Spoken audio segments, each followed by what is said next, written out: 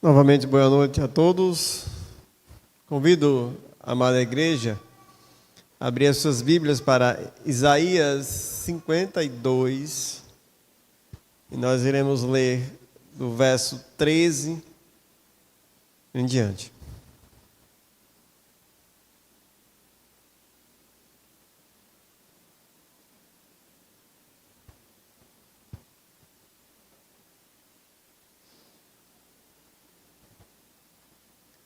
Isaías 52, verso 13 em diante. Leiamos. Eis que o meu servo procederá com prudência, será exaltado e elevado, e será muito sublime. Como pasmaram muitos à vista dele, pois o seu aspecto estava muito desfigurado, mais do que o de outro qualquer, e a sua aparência mais do que dos outros filhos dos homens. Assim, causará admiração às nações, e os reis fecharão a sua boca por causa dele, porque aquilo que não lhe foi anunciado verão, e aquilo que não ouviram entenderão. Vamos orar ao Senhor. Querido Deus, ó Pai querido, gratos somos, Senhor, pela cruz de Cristo, pelo o Teu amor, Senhor Deus, para com nossas vidas, e também, Senhor Deus, pela infinita fidelidade de Cristo à Tua vontade, que, Senhor Deus, foi até a cruz, como um servo fiel e obediente, e ofereceu a sua vida em nosso favor. Pai querido, queremos, amado Deus, hoje agradecer por isso e pedir que o Senhor nos ajude a meditarmos, continuarmos, Senhor Deus, meditando, estudando sobre Teu servo maravilhoso, nosso Senhor Jesus Cristo, revelado, Senhor Deus, profeticamente na Escritura, e hoje, Senhor Deus, conhecido através do Evangelho da Graça. Muito obrigado, querido Deus, esteja conosco, nos capacita para que possamos aprender mais do Senhor hoje. Em Cristo Jesus, amém. Hoje pela manhã nós iniciamos um estudo sobre o servo do Senhor. E começamos a ver a grande importância profética do servo do Senhor.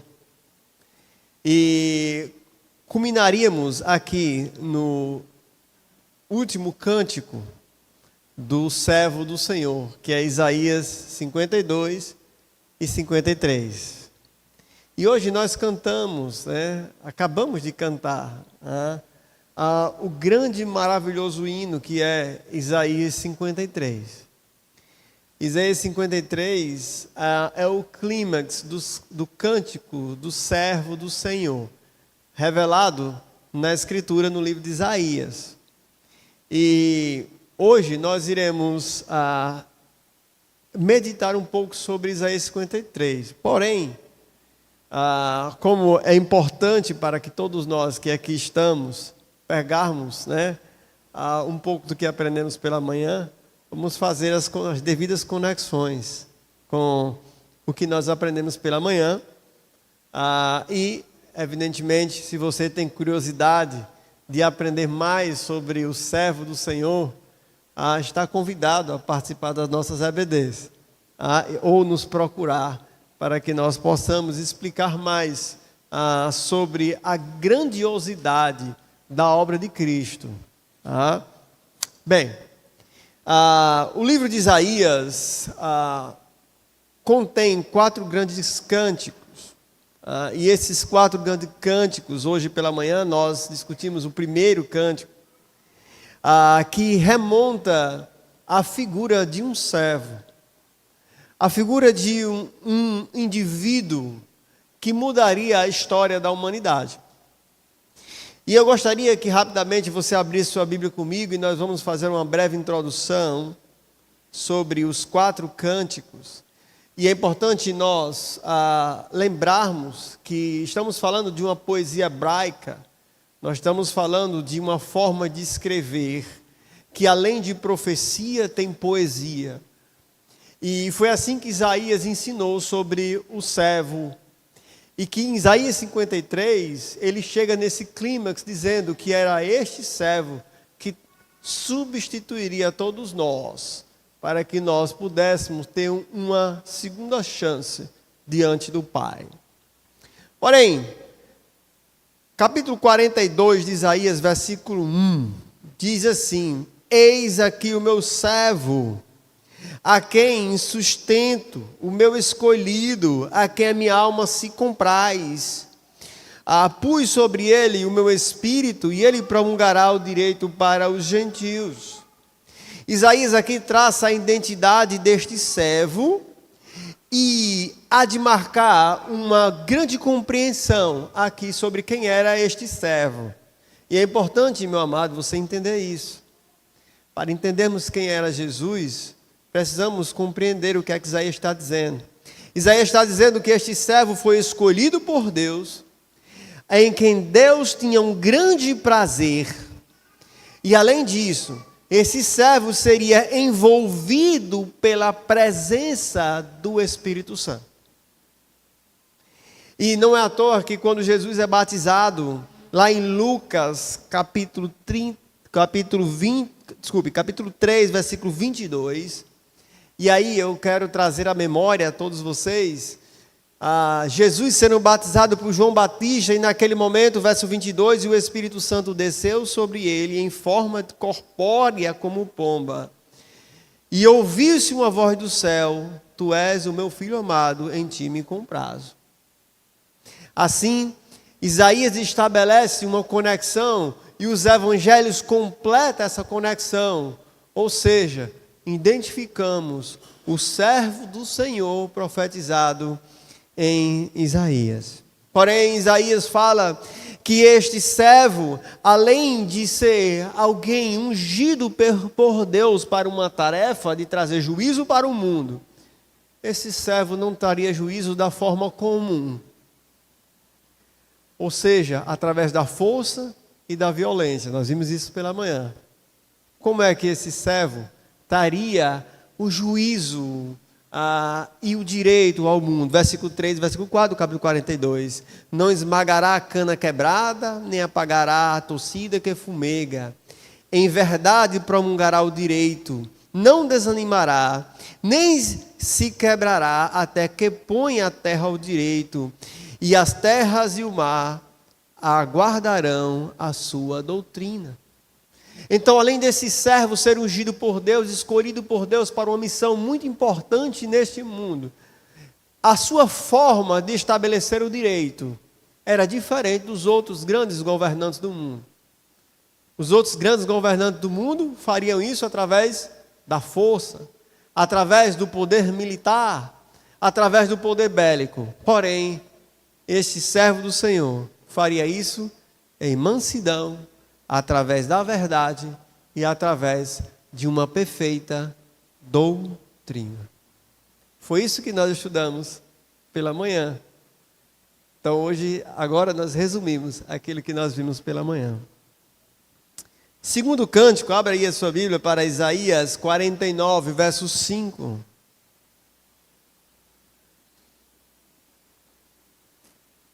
O primeiro cântico messiânico tinha o objetivo de mostrar a identidade e a identificação desse servo.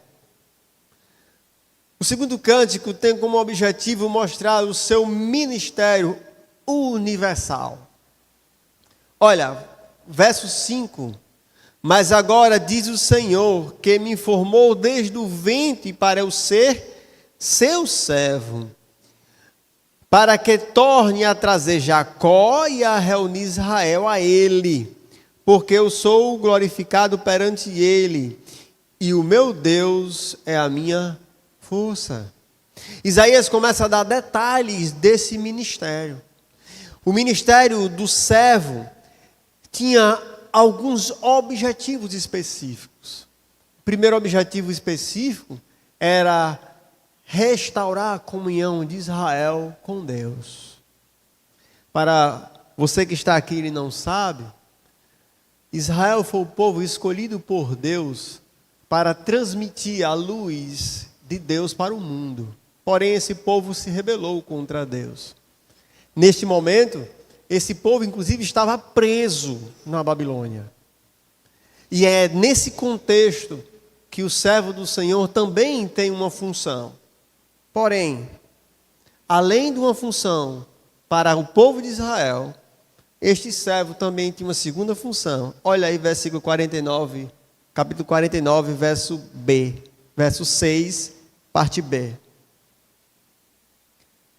Também dei como luz para os gentios, para seres a minha salvação até as extremidades da terra. Então comecem a perceber que este grande servo, que era ungido pelo Espírito, e que traria o juízo através da palavra e através da verdade, tinha dois grandes objetivos, e que esses dois grandes objetivos contemplavam todo mundo. Ou seja, Israel e todos os gentios. E quando eu falo gentio, meu amado, eu estou falando aqueles que não são de Israel. Talvez para nós essa linguagem é clara. Mas para aqueles que aqui nos escutam, quando a Bíblia fala gentios, a Bíblia está falando todos aqueles que não são os de Israel. Então este servo tinha também essa missão.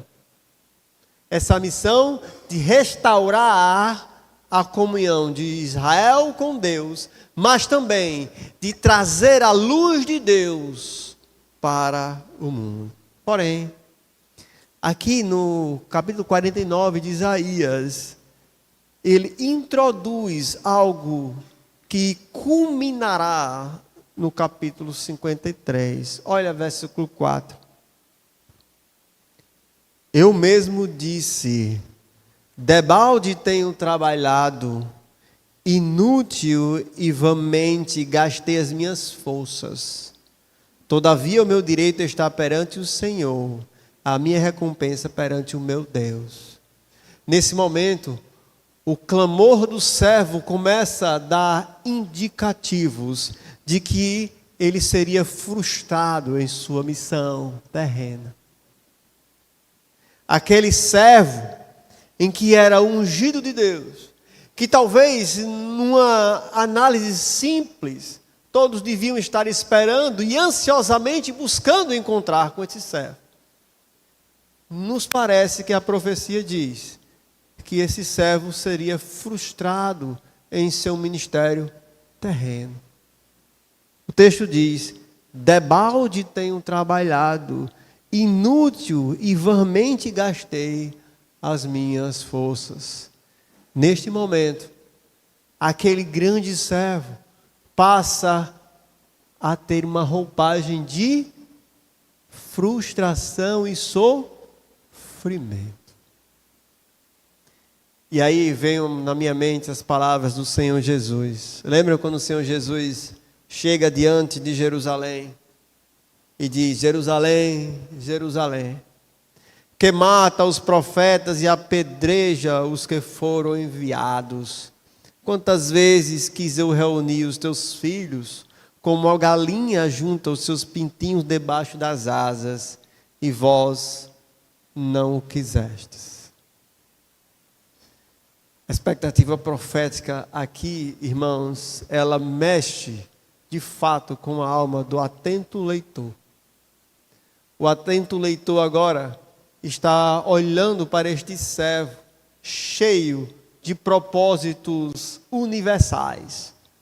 Porém, este servo aqui, capítulo 49 de Isaías, começa a sofrer rejeição. E aí nós chegamos no capítulo 50 de Isaías. Abra aí sua Bíblia para capítulo 50 de Isaías.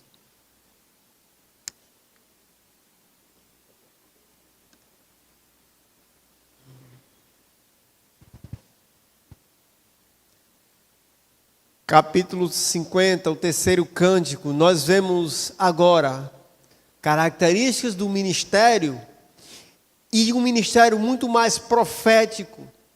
E como nós sabemos, os profetas do povo de Israel foram marcados por alta e grande rejeição.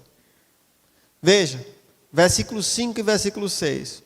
O Senhor Deus me abriu os ouvidos, e eu não fui rebelde e não me retraí. Ofereci as costas aos que me feriam a face. Aos que me arrancavam os cabelos, não escondi o rosto aos que me afrontavam e me cuspiam. Começam a perceber, meus amados, aqui, que as características deste homem e deste indivíduo começam cada vez a ficar mais sofridas e mais agonizantes. Em que antes era uma rejeição parcial do povo, uma rejeição, mas agora essa rejeição começa a se transformar em violência. Essa rejeição começa a mudar. Aqueles que arrancavam os cabelos e aqueles que me cuspiam. Porém, esse grande servo cumpriu o seu papel como um grande profeta. Nós vimos lá em Deuteronômio, capítulo 18, versículo 18, que Moisés já tinha anunciado um grande profeta que surgiria no meio dos seus irmãos.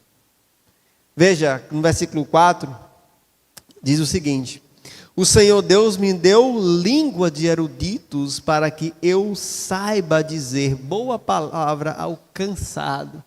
E lembram? Jesus disse o quê? Vinde a mim, todos os que estão cansados, e eu vos darei descanso. Porém, esse grande profeta, ele não simplesmente sabia falar as palavras de Deus, mas ele tinha uma característica diferente dos outros servos. Ele tinha ouvidos de erudito. Sabe o que significa isso, irmãos? A palavra ouvir no hebraico tem uma conotação de obedecer. Veja, versículo 4 do capítulo 50. Ele me desperta todas as manhãs, desperta-me o ouvido para que eu ouça como erudito. Quantas vezes Jesus repetiu essa frase? João capítulo 6, versículo 38. Porque eu desci do céu não para fazer a minha vontade, e sim a vontade daquele que me enviou. Agora, sim, nós chegamos no último cântico. E agora começa a se culminar aquele sofrimento. E aquele servo que no capítulo 42 era aquele que Deus se comprazia dele, cheio, ungido do Espírito Santo, com a missão de restaurar a comunhão de Deus com Israel. Aquele que tinha a missão de trazer a luz para os gentios. Mas no capítulo 49 começa a ser rejeitado. E no capítulo 50 começa a ser violentado. Agora, chegamos no clímax dessa rejeição. E agora não é simplesmente mais uma rejeição parcial, mas sim um sofrimento completo. Voltando para o texto que nós lemos hoje, Isaías 52, capítulo 13, e é aonde começa o último cântico.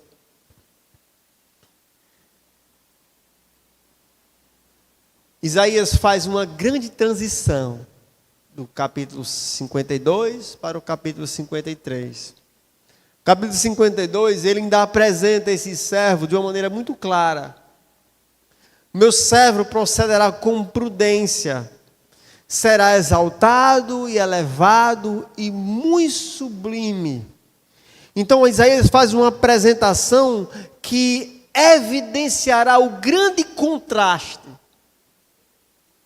Ou seja, quem era este servo diante de Deus? Era prudente, exaltado, elevado e muito sublime. Então era este que agora o capítulo 53 vai descrever uma mudança drástica. Porém, olha só uma perspectiva terrena sobre esse servo. Versículo 14 e 15. Como pasmaram muitos à vista dele, pois o seu aspecto estava muito desfigurado mais do que de outro qualquer, e a sua aparência mais do que o dos outros filhos dos homens. Isso causava admiração. Aquele grande homem, aquele Messias, o Machia, que tanto se esperava, não era isso que nós esperávamos. Era isso que o texto está aqui. Nós estamos, pasmem, é isso. É isso. É aquele homem tão glorioso que profeticamente esperávamos. É isso. E pasmem, os homens estavam estarrecidos pela ideia de um grande homem que deveria ser muito sublime, porém, os homens esperavam essa sublimidade com outros olhos e não através dos olhos de Deus. Irmãos, quando nós estamos lendo aquele grande e maravilhoso cântico também de Paulo, lá em Filipenses capítulo 5, Paulo faz exatamente essa transição que Isaías está fazendo aqui. Perceba que no final do versículo 15, aí do capítulo 52, ele diz assim: porque aquilo que não lhe foi anunciado verão, e aquilo que não ouviram entenderão. Isaías está fazendo uma transição. Vocês estão, pasmem, com a mediocridade deste, porém, vocês se surpreenderão com o seu verdadeiro ministério. Lembra quando Paulo escreve para os filipenses? E Paulo começa a descrever Jesus como um servo sofredor. Lembram? Abre aí sua Bíblia para Filipenses capítulo 5.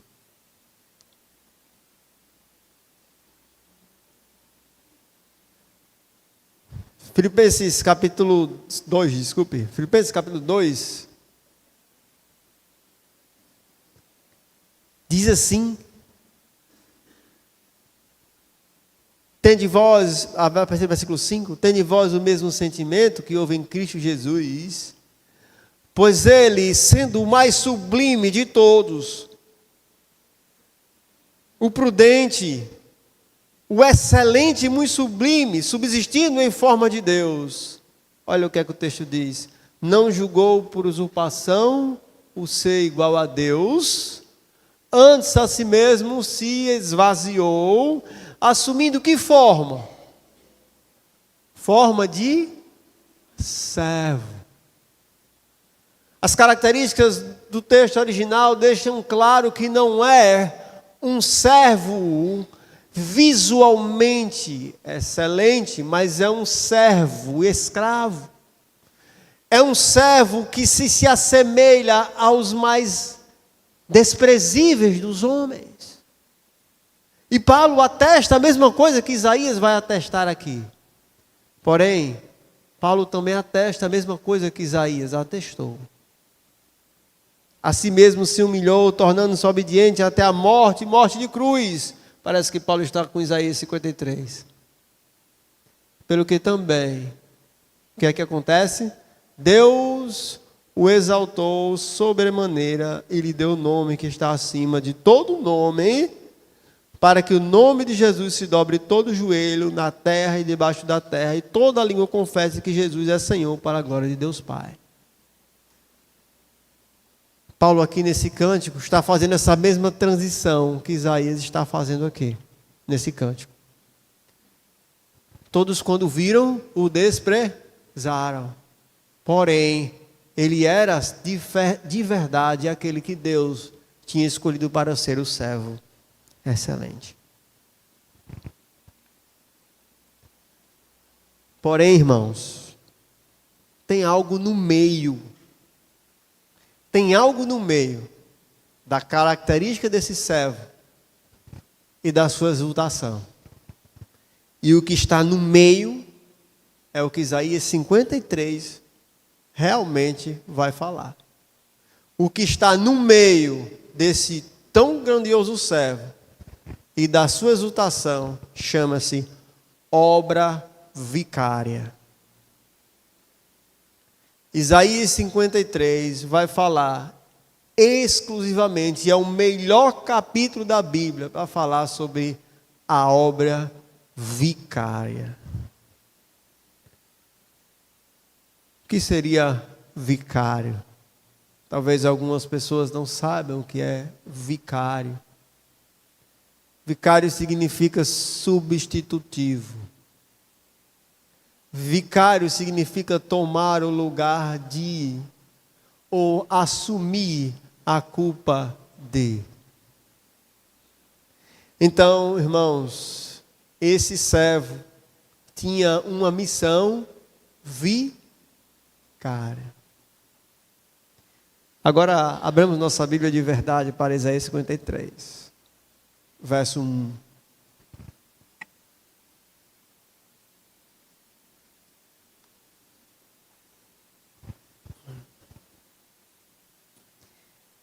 Isaías começa com duas perguntas aí. Quem creu em nossa pregação? E a quem foi revelado o braço do Senhor? A palavra pregação aqui no texto original significa mensagem. Quem creu em nossa mensagem? A quem foi revelado o braço do Senhor? O braço do Senhor era uma expressão usada no Velho Testamento para falar sobre a salvação de Deus. Então Isaías está dizendo assim: quem acreditou nesta mensagem? Quem viu a salvação que Deus demonstrou? Irmãos, abra sua Bíblia para João, capítulo 12, versículo 37, versículo 40.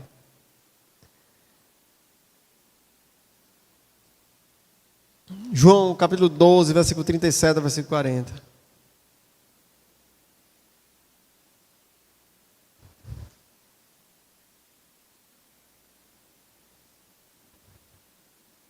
E embora tivesse feito tantos sinais na sua presença, não creram nele. Para se cumprir a palavra do profeta Isaías, que diz: Senhor, quem creu na nossa pregação? E a quem foi revelado o braço do Senhor? Que coisa!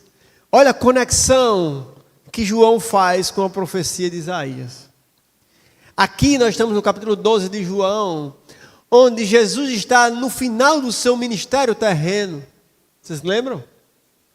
Jesus está aqui no momento em que entra em Jerusalém. Os gregos vêm procurar Jesus. Jesus fala sobre a parábola da semente, que era necessário que a semente morresse para que suscitasse a vida. E aí no final, a grande declaração de João aqui, ele traz de volta, porque João tinha testemunhado os grandes milagres do servo. João tinha testemunhado os grandes sinais que Jesus tinha feito. Os 7 sinais do livro de João. E tão grandes maravilhas. Porém, o que é que João atesta em cima do coração dos homens incrédulos? Quem creu nesta mensagem? E quem viu a salvação do Senhor que estava aqui? João ainda continua dizendo: isso não podiam crer, porque Isaías também disse: cegou-lhe os olhos, endureceu-lhe o coração, para que não vejam com os olhos, nem entendam com o coração, e se convertam, e sejam por mim curados. Meus amados, não é diferente nos dias de hoje. Talvez você veio hoje aqui, nesta igreja, com talvez um objetivo de assistir mais uma programação religiosa. Ou de até, estamos num período de Páscoa, então nada mais conveniente do que no período de Páscoa eu estar na igreja. Porém, talvez Deus esteja falando para você hoje: você acredita de verdade nesta mensagem? Você acredita no que é a Páscoa de verdade? Você acredita em que existe uma razão espiritual em todas essas coisas que você de repente assiste? Ou que aqueles filmes que nós vemos na televisão, existe uma grande razão espiritual? Ou seja, era o braço do Senhor, a salvação de Deus presente no mundo, para que o mundo pudesse ver e crer. Porém, Isaías diz: quem creu em nossa pregação? A quem foi revelado o braço do Senhor?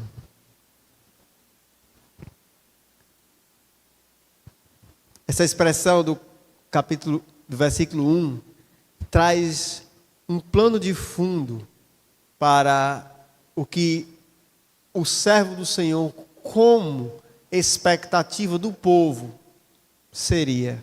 Olha o versículo 2. Como esse homem surgiria? Porque foi subindo como um renovo perante ele, e como uma raiz em terra seca, não tinha aparência nem formosura. Olhando-o, mas nenhuma beleza havia que nos agradasse.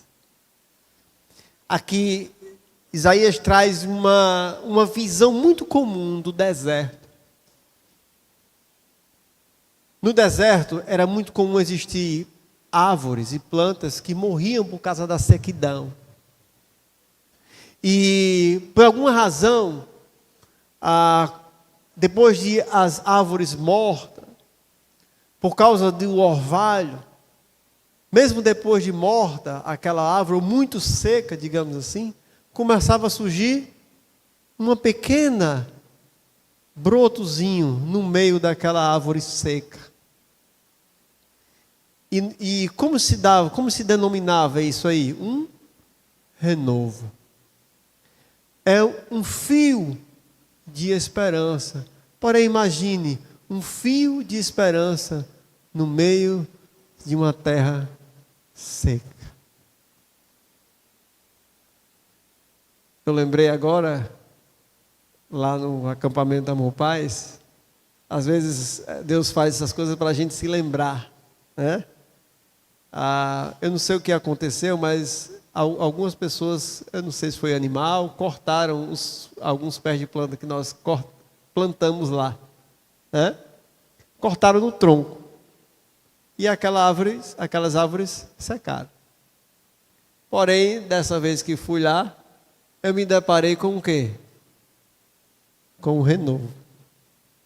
Naquela arvorezinha que estava lá seca, estavam lá umas plantinhas pequenininhas verdes, no meio daquela terra seca, ali no Morro Pintado. Pois bem, é essa conjuntura que Isaías quer que agora aqueles leitores projetem na sua mente. Um renovo. O livro de Isaías já diz que é um renovo da raiz de Jessé. Porém, tem algumas características desse renovo. Ele o quê? Não tinha aparência, não tinha formosura, nem beleza. Era desprezado.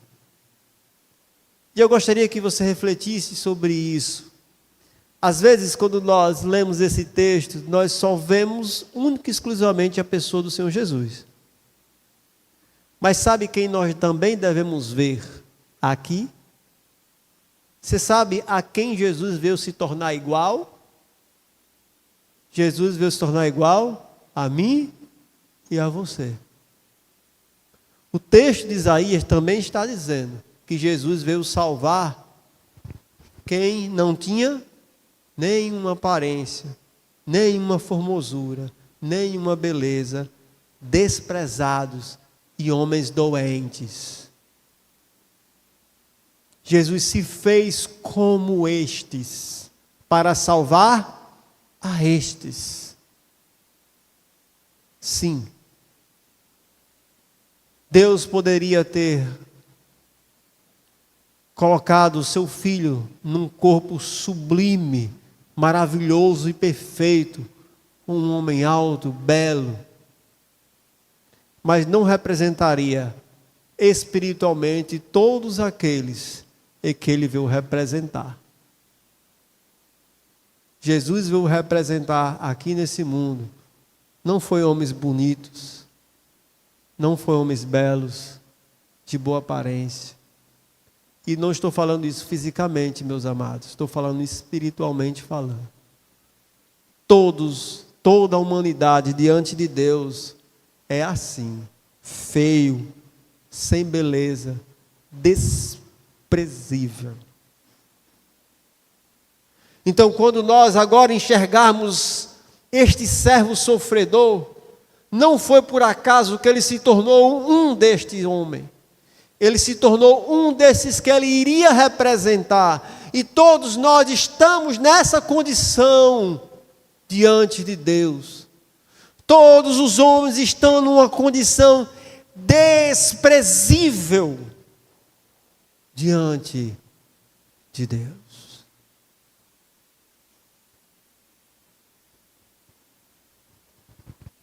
A palavra desprezado aqui, talvez na nossa linguagem, ela tem uma conotação sentimental, né? Quando nós falamos alguém que é desprezado, porém no original não significa isso. No original, a palavra desprezado significa que não tem valor nenhum. Eu nem sequer noto. É isso que significa a palavra desprezado. Não é alguém que eu vejo e desprezo, é alguém que nem simplesmente eu noto. Então, quando Isaías qualifica o servo como alguém assim, ele está dizendo, ele assumiu, como Paulo falou lá em Filipenses capítulo 2, versículo 5, uma condição do pior homem possível para representar dignamente todos nós, que somos os piores homens possíveis, espiritualmente falando. Agora, a segunda sessão de Isaías 53 fala que, qual é a razão? Qual foi a razão de Jesus vir a esse mundo e se tornar uma pessoa desta forma? Qual a razão do servo vir se tornar alguém assim? Com que objetivo agora específico, tendo em vista que ele é um homem? Tendo em vista que ele se tornou um homem em carne e osso? Versículo 4 a versículo 7. Certamente, ele tomou sobre si as nossas enfermidades e as nossas dores levou sobre si. E nós o reputávamos por aflito, ferido de Deus e oprimido. Mas ele foi transpassado pelas nossas transgressões e moído pelas nossas iniquidades. O castigo que nos traz a paz estava sobre ele, e pelas suas pisaduras nós somos sarados. Todos nós andávamos desgarrados como ovelha, cada um se desviava pelo seu caminho, mas o Senhor fez cair sobre ele a iniquidade de todos nós. Ele foi oprimido e humilhado, mas não abriu a sua boca. como um cordeiro foi levado para o matadouro, e como ovelha muda perante os seus tosqueadores, não abriu a sua boca. Esse trecho, irmãos, é como fosse uma celebração. Isaías capítulo 53, versículo 4 a 7, é uma celebração. Sim, como assim? A linguagem aqui, levar e carregar, está amplamente cheia de sentido para aquelas pessoas que estavam lendo. E aí, quando nós abrimos lá os livros de Levítico, nós vamos ver isso. Existiam 2 animais que levavam e carregavam o pecado da nação. Vocês lembram? Capítulo 16 do livro de Levítico. O bode da expiação e o bode emissário. Vocês lembram? E que eles, qual era a função desses 2 animais? Levar sobre si a iniquidade do povo. Essa era a função. De repente, para você que não tem afinidade com o Velho Testamento, Deus instituiu, como estava ensinando para Alice, pistas, né? Pistas do que aconteceria no futuro. Deus instituiu cerimônias para mostrar o que Ele faria para salvar a humanidade. Existiam 2 bodes. Um bode da expiação e o bode emissário. Eram 2 animais que eram sacrificados e era derramado seu sangue. O segundo bode, inclusive, ele era solto no deserto para morrer e levar para longe de Deus os pecados. Então, quando Isaías diz assim, que ele tomou sobre si as nossas enfermidades, Isaías está trazendo na mente daqueles israelitas a realidade do sacrifício. E para nós que assistimos os filmes da Paixão de Cristo, nós olhamos para Jesus carregando sobre si uma cruz e indo para fora da cidade ser sacrificado. E Jesus, derramando o seu sangue, foi levado para ser crucificado fora da cidade, para que os nossos pecados também fossem levados para longe da presença de Deus. Hebreus fala sobre isso. Agora, veja como é interessante. O termo nosso é enfatizado várias vezes. Ele diz: nossas enfermidades, nossas dores, nossas transgressões e nossas iniquidades. Por quê? O que é que o servo estava fazendo? Uma obra vicária. Uma obra substitutiva. Então não eram os seus pecados que ele estava levando. Até porque o Senhor Jesus não tinha pecado. Eram os pecados de quem que ele estava levando? Os nossos pecados. As nossas enfermidades, as nossas dores, as nossas transgressões e as nossas iniquidades.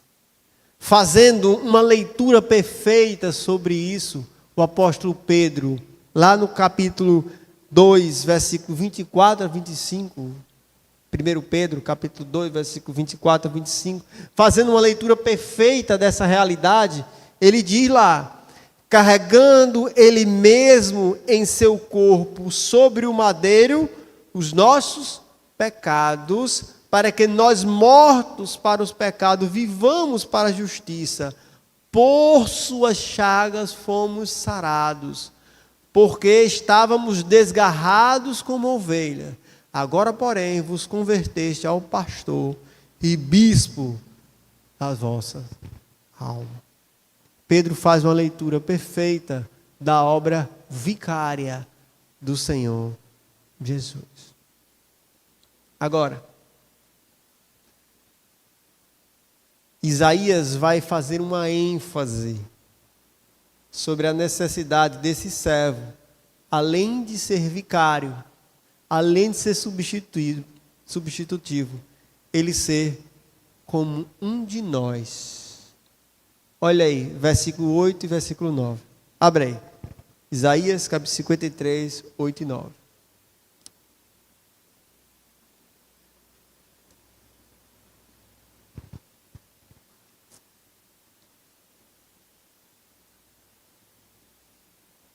Porquanto foi cortado da terra dos viventes, por causa da transgressão do meu povo, foi ele ferido. Designaram uma sepultura com os perversos, mas com o rico esteve na sua morte, posto que nunca fez injustiça, nem dolo algum achou-se na sua boca. Eu gostaria que você prestasse atenção na importância da morte de Cristo aqui, da morte desse servo. Por que a morte desse servo é evidenciada aqui? Porque para a eternidade, Jesus é chamado do Cordeiro morto. Sim. Diante da presença de Deus, Jesus é chamado como um Cordeiro morto, porém que ressuscitou. Apocalipse, lá em Apocalipse, capítulo 5, quando João vê quem é digno de abrir o livro e os selos, quem é digno de abrir? O Cordeiro que foi morto. Sim, é o Cordeiro que foi morto.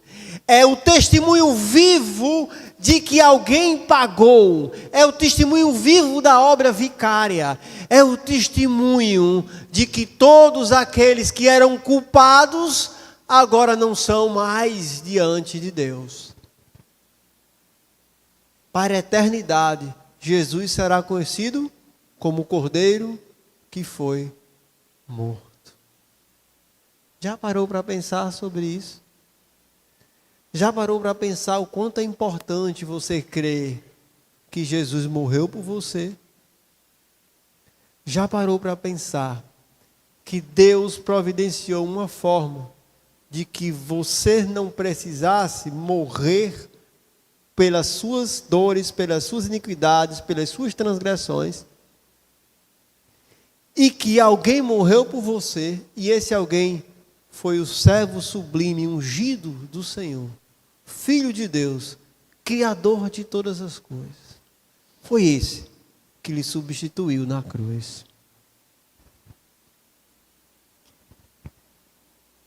A importância da morte para este servo, e para atestar que este servo profético era um homem, é testemunhado pela ideia da sua sepultura e também do seu se a palavra é velamento do seu corpo. Não sei se a palavra é velamento do seu corpo, ok? E aí nós vemos profecias sendo cumpridas aqui. Designaram-lhe a sepultura com os perversos. Sabemos que Jesus foi crucificado com 2 malfeitores. E com o rico esteve na sua morte. Ou seja, a justiça foi feita, porém Deus dignificou ele na sua morte. E aí nós sabemos que José de Arimateia foi aquele que tomou o corpo de Jesus e sepultou num túmulo virgem.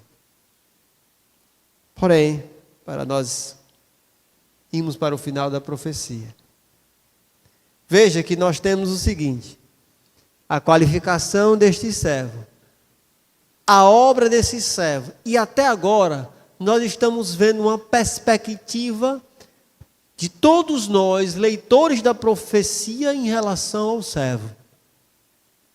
Agora, Isaías traz a perspectiva de Deus em relação a esse servo.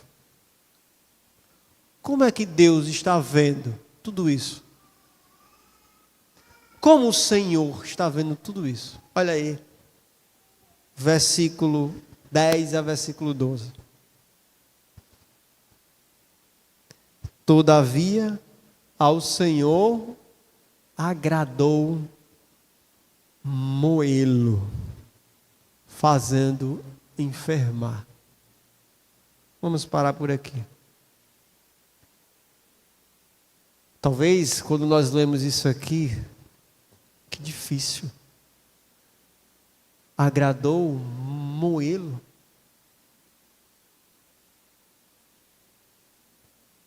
O Deus Pai estava feliz em moer o seu filho.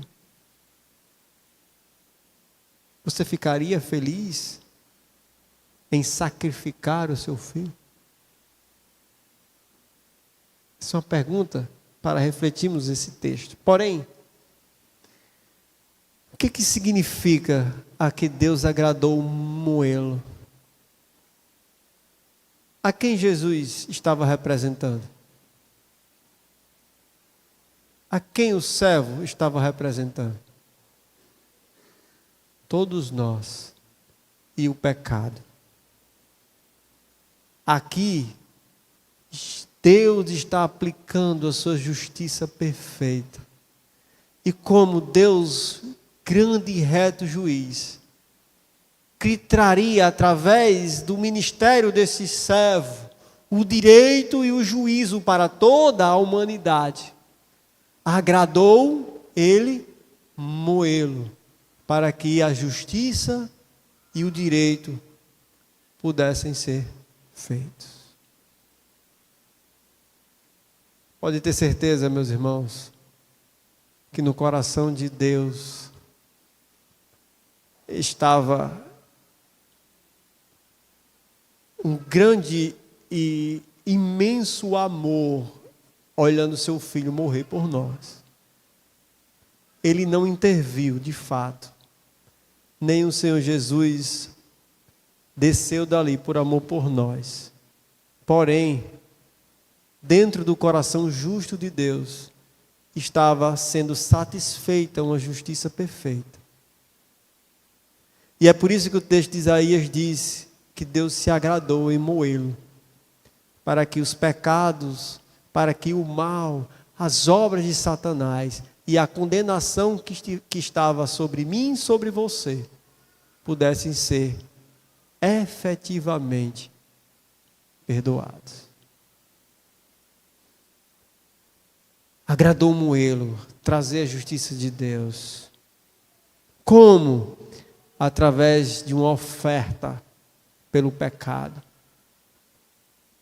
Veja que o texto diz: quando der a ele a sua alma como oferta pelo pecado. Por que Deus estava agraciado? Aqui é a figura da propiciação. É a figura de Deus sendo satisfeito em sua justiça perfeita. É Deus olhando para os requisitos do nosso perdão e dizendo: agora sim, os requisitos para perdoar a humanidade estão satisfeitos, porque a oferta pelo pecado está sendo feita através desse servo sofredor. O texto continua: verá a sua posteridade e prolongará os seus dias, e a vontade do Senhor prosperará em suas mãos. O texto continua dizendo: ele verá o fruto do seu penoso trabalho e a sua alma ficará satisfeito. O meu servo, o justo, e olha como é interessante aqui, com o seu conhecimento. Sabe o que é que salva você, meu amado? Sabe o que é que tem poder para tirar você das trevas do pecado? É o que Isaías estava falando lá no início. Quem creu na mensagem, quem creu nesta pregação, é isto que tem poder para salvar a sua vida. É este conhecimento que está na obra deste servo. É este conhecimento que está ali escancarado na cruz, o sangue sendo derramado, o cordeiro pascual sendo ali oferecido, o sangue do Senhor Jesus como propiciação pelos pecados, a justiça do Senhor sendo satisfeita e o Senhor se agradando em cumprir o propósito eterno de salvar a humanidade, reconciliando Israel consigo e trazendo os gentios de volta a uma comunhão com Ele.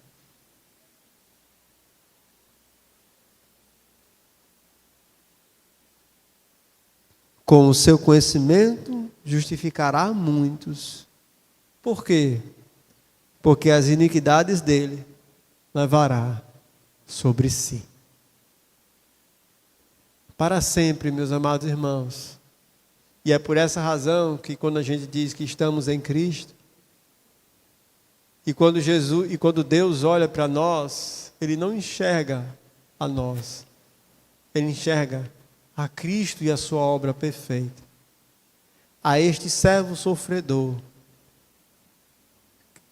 que lhe substituiu, para que você pudesse hoje ter de volta a comunhão perdida quando os homens pecaram. A pergunta é: você crê nessa pregação? A pergunta é: a salvação é esta. Você acredita nessa salvação? Novamente Isaías pergunta: quem creu nessa mensagem? E a quem foi confiado o braço do Senhor?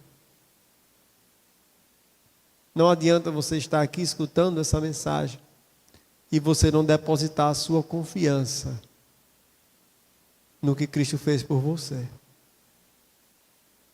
Não adianta você estar aqui como um culto religioso e esquecendo que um alto preço foi pago pelos seus pecados na cruz. Não adianta nada você querer se esforçar. Não adianta você querer fazer por onde, porque a salvação vem do braço do Senhor e não através do nosso esforço. É uma obra vicária que Cristo fez por nós. Meus amados irmãos, quão maravilhoso é saber disso. Quão maravilhoso é saber que não há condenação há para os que estão em Cristo Jesus.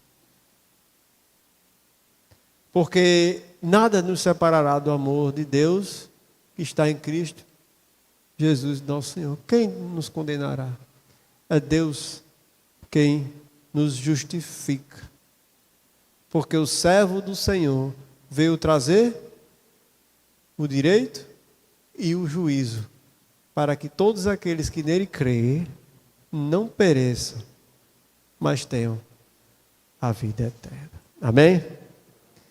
Deus querido, Deus amado, somos gratos, Senhor Deus. Obrigado, Pai querido. Louvo o Senhor pela maravilhosa obra de Cristo, Senhor. Amado Pai, obrigado, Senhor Deus, pois sabemos que não merecemos, mas vemos a grandiosidade, Senhor Deus, dessa obra que foi feita por nós. Quero, Senhor Deus, desafiar hoje aqueles que nos escutam. Mas se de repente há alguém aqui nesta noite que veio, Senhor Deus, escutar a Tua palavra e está sendo confrontado pela obra de Cristo, e que agora, Senhor Deus, está entendendo que Jesus ali na cruz foi oferecido para substituí-lo, para que ele não precisasse morrer. Que Jesus derramou o seu sangue para que eles não precisassem derramar. Se há alguém aqui nesta noite que quer entregar a vida a Cristo e que hoje entendeu o que é a obra redentora, o que é a obra substitutiva e vicária, e quer entregar a vida a Cristo hoje nessa noite, levante uma de suas mãos. Alguém? Alguém quer aceitar Jesus como seu Salvador? Alguém quer responder sim a esse clamor de Isaías, da mensagem? Alguém quer acreditar nessa mensagem? Levante uma de suas mãos. Alguém? Senhor Deus, amado Pai, obrigado, querido Deus.